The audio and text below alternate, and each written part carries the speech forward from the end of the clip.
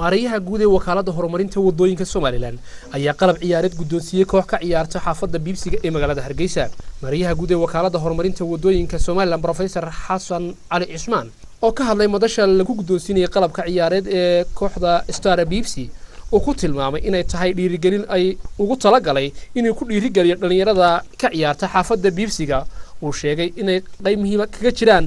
horumarinta dalka iyo dadkaba. wuxuuna tilmaamay inay xukuumaddu diyaar u tahay inay wax la qabato dhalinyarada qaranka Soomaaliland inuu guddoonsiiyo dhalinyarada xaafadan xafiiskeena ku dhex yaalo muxuu ahaa dareeska lagu ciyaarayo kubadda iyadoo ujeedadan ka lahayn tahay in dhalinyarada ku dhiirigelino runtii wax kasta oo ka horjoogsan kara ku fikirka tahriib iyo suuq joog inay runtii ciyaartooda iyo mustaqbalkooda dhisaan hadii la gaarsiiyo wixii taa kule aan kari karnana maaragtaan la joogi doona hadii la iyagana aan leenahay wadankiina aamina isdhisa waxbarta